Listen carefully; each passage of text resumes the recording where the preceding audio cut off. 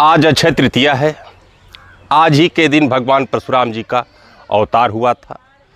अक्षय तृतीया के पर्व पर हम राजा परीक्षित और सूत जी का संवाद का स्मरण कर रहे हैं, जिसका उल्लेख श्रीमद् भागवत महापुराण नवम स्कंद अध्याय 15 व 16 व ब्रह्मांड पुराण और विष्णु पुराण तथा महाभारत में वर्णित है। भगवान परशुराम की कथा स्थान है नैमिषारण्य, जहाँ राजा परीक्षित 7 दिनों तक श्रीमद् भागवत कथा का श्रवण कर रहे हैं। राजा परीक्षित तक्षक सर्प के शाप से मृत्यु की प्रतीक्षा में सूत जी से भगवान विष्णु के अवतार परशुराम की लीलाओं के बारे में पूछते हैं। राजा परीक्षित कहते हैं, हे सूत जी, आपने भगवान विष्णु के अवतारों की कथा अत्यंत सुंदर ढंग से सुनाई। मैं भगवान परशुराम के अवतार के बारे में और जानना चाहता हूँ, जिन्होंने पृथ्वी को अधर्मी क्षत्रियों से मुक्त किया। कृपया उनकी कथा विस्तार से बताएं, जिसमें उनके जन्म, माता रेणुका के साथ घटित प्रसंग, सहस्त्राबाहु अर्जुन का अधर्म और परशुराम जी के पराक्रम का वर्णन हो। यह अवतार भक्तों को क्या संदेश देता है?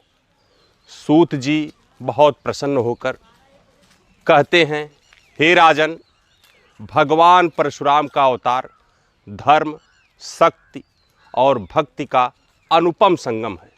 उनकी कथा पाप का नाश और सत्य की विजय का संदेश देती है।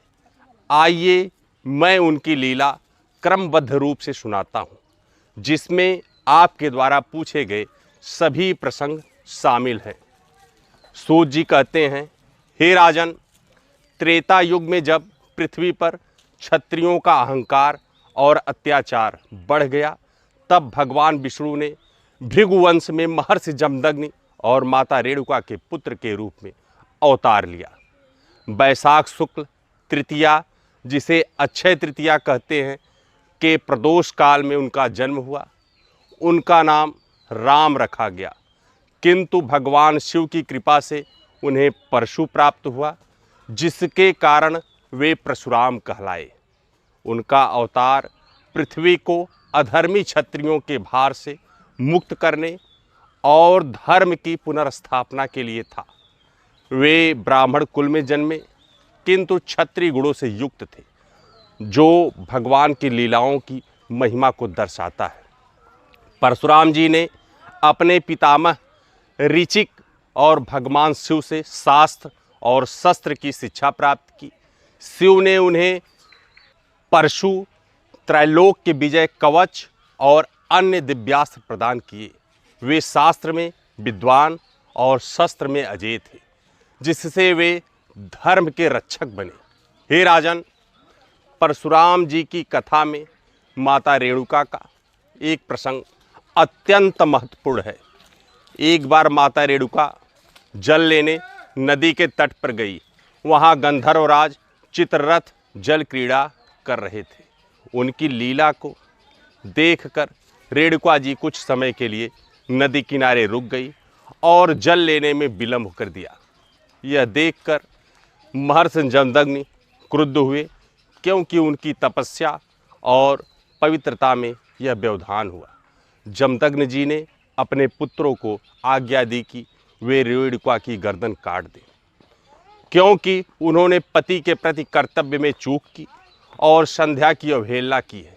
उनके अन्य पुत्रों ने यह आज्ञा नहीं मानी, किंतु परशुराम ने पिता की आज्ञा का पालन करते हुए माता रेणुका की गर्दन काट दी। यह देखकर जमदग्नि प्रसन्न हुए और परशुराम को वर मांगने को कहा। परशुराम ने तुरंत अपनी माता को पुनर्जन्म का वर मांगा और भगवान की कृपा से रेणुका जीवित हो गई। यह प्रसंग हमें पितृभक्ति और धर्म के प्रति निष्ठा का महत्व सिखाता है। परशुराम का यह कृत्य उनके क्रोध का नहीं, अपितु पिता के प्रति पूर्ण समर्पण का प्रतीक था।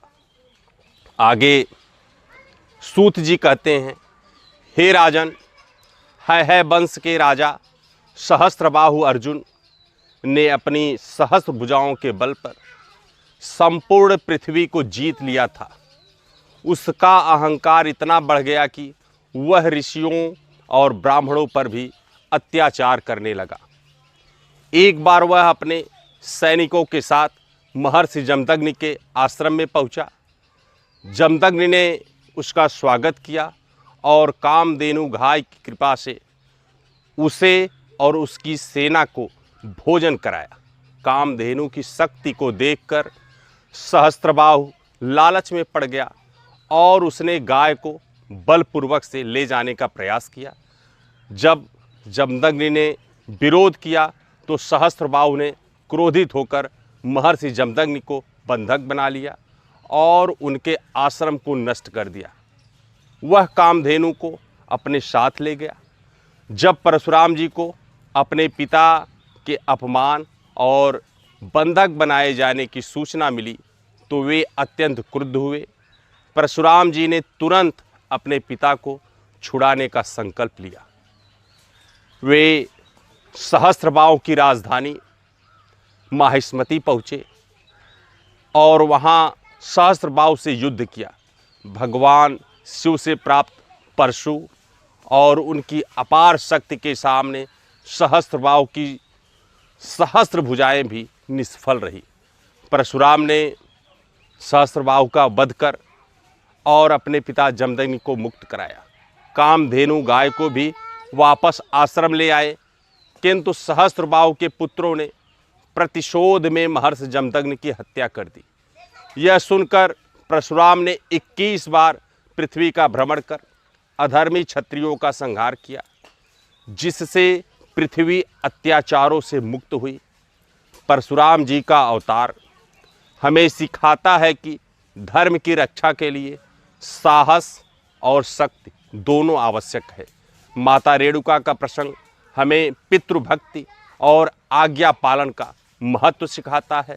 सहस्त्रबाहु का वध और क्षत्रिय संहार यह दर्शाता है कि अधर्म और अहंकार का अंत निश्चित है।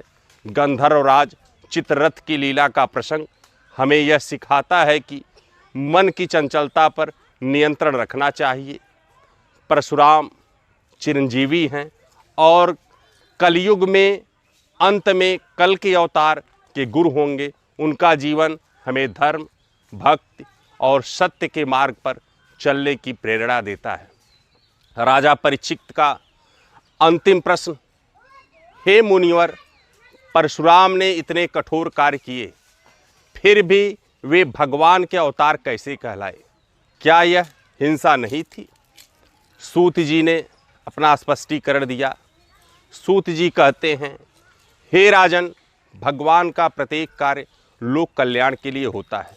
परशुराम का संहार हिंसा नहीं अपितु अधर्म का नाश था।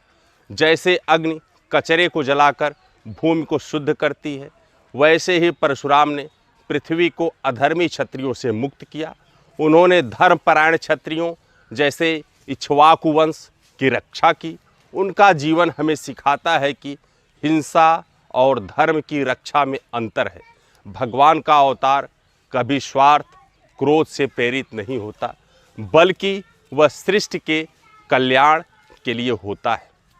आज के दिन हम भगवान परशुराम जी के श्री चरणों में अपना नमन करते हैं और आपसे आग्रह भी करना चाहेंगे कि आज आप परशुराम जी के धाम जमैथा जमदग्निपुरम जौनपुर पहुंचकर माता रेणुका, महर्षि जमदग्नि व भगवान परशुराम जी का पूजन करें और आयोजित रामचरितमानस पाठ का श्रवण कर प्रसाद प्राप्त करें। जय श्री परशुराम।